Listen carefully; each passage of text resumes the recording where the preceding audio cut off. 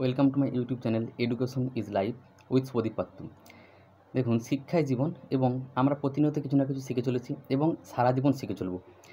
ধরুন, আপনাকে প্রাইমারির যারা 2022 এবং 23 রয়েছেন, আপনাকে ইন্টারভিউতে এরকম প্রশ্ন করতেই পারে যে আপনি বলুন ভারতবর্ষের বেকারত্বের সমস্যার অর্থাৎ ভারতবর্ষ তথা পশ্চিমবঙ্গের বেকারত্বের সমস্যার প্রধান কারণ কী, আপনার কী মনে হয়? ধরুন, আপনাকে এরকম জিজ্ঞাসা করা হলো ইন্টারভিউতে, আপনি তখন কী বলবেন? আপনি আপনার মতো উত্তর দেবেন। আমাকে যদি জিজ্ঞাসা করা হয় যে ভারতবর্ষের তথা পশ্চিমবঙ্গের বেকারত্বের প্রধান কারণটা কী, দেখুন আমি এভাবে উত্তর দেব। ভারতবর্ষের তথা পশ্চিমবঙ্গের বেকারত্বের প্রধান কারণ হলো জনসংখ্যার অতিরিক্ত বৃদ্ধি। জনসংখ্যার অতিরিক্ত বৃদ্ধি এটা প্রধান কারণ। এখন ভারতবর্ষের জনসংখ্যা 140 কোটি পেরিয়ে গেছে এবং সারা বিশ্বে কত দেশ রয়েছে, মানে এত দেশ রয়েছে, কিন্তু ভারতবর্ষ বিশ্বের 1 নম্বরে চলে এসেছে। কিসের দিক দিয়ে? জনসংখ্যার দিক দিয়ে। জনসংখ্যাতে 1 নম্বরে পৌঁছে গেছে। ভারতের জনসংখ্যা সবথেকে বেশি সারা বিশ্বের মধ্যে। তো জনসংখ্যাটা কীভাবে বেকারত্ব বাড়িয়ে তুলেছে? অতিরিক্ত জনসংখ্যা।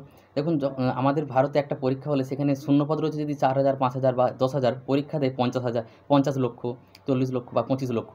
তাহলে এই যে অতিরিক্ত জনসংখ্যা, মানে অতিরিক্ত জনসংখ্যা কীভাবে হচ্ছে? ধরুন, একজন দম্পতি যারা কিনা তাদের জন্মহার এবং মৃত্যুহারটা কীভাবে বাড়ছে, মানে জন্মহার এবং মৃত্যুহারের যে রেশিওটা, অনুপাতটা, সেটা কীভাবে ইমব্যালেন্স হয়ে যাচ্ছে। মানে ধরুন, জন্মহারটা বেড়েই চলেছে কিন্তু মৃত্যুহার যেখানে কম সেখানে জন্মহার এত বেড়ে চলেছে, এত পরিমাণে বেড়ে চলেছে।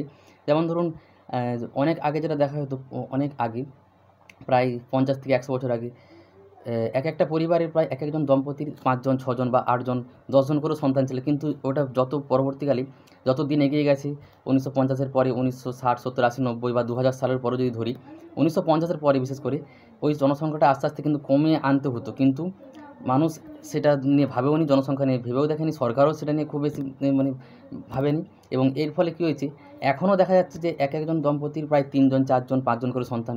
এর ফলে কী হচ্ছে, যে অতিরিক্ত জনসংখ্যা যে বৃদ্ধি হচ্ছে, এই অতিরিক্ত জনসংখ্যার ফলে আমাদের সম্পদের উপর, প্রাকৃতিক সম্পদের উপর চাপ পড়ছে, পরিবেশের উপর চাপ পড়ছে, প্রাকৃতিক দূষণ বাড়ছে। মানে যত রকমের সমস্যা, শুধু জনসংখ্যা শুধুমাত্র বেকারত্বই নয়, পৃথিবীতে প্রায় সমস্ত সমস্যায় আমার মনে হয় যে আমাদের ভারতবর্ষে এবং তথা পৃথিবীরও যেখানে যত সমস্যা হচ্ছে তার 90% জনসংখ্যার অতিরিক্ত বৃদ্ধির কারণে। সেটা জায়গা নিয়ে ঝগড়া হোক বা সম্পদের অবনমন হোক, সম্পদের যে অফুরন্ত ফুরে যাচ্ছে সম্পদ আস্তে আস্তে, আমাদের প্রাকৃতিক সম্পদ, সেই সব সম্পদ কেন ফুরোচ্ছে? যত জনসংখ্যা অতিরিক্ত বৃদ্ধি হয়ে যাচ্ছে, জায়গা নিয়ে ঝগড়া, জায়গার মানে আমাদের গাছ কাটতে হচ্ছে, গাছ জঙ্গল কেটে জনবসতি গড়ে তুলতে হচ্ছে, কারণ মানুষকে তো থাকতে হবে। এত জনসংখ্যা যদি অতিরিক্ত বৃদ্ধি হয়ে যায়, সে কোথায় থাকবে?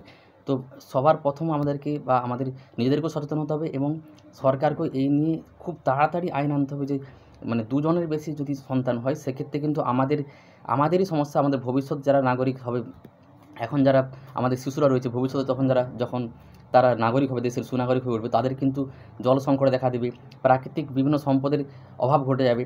মানে সমস্ত কিছু ক্ষেত্রেই, চাকরির ক্ষেত্রে শুধু নয়, প্রত্যেকটা ক্ষেত্রেই তাদের কিন্তু সমস্যা হবে।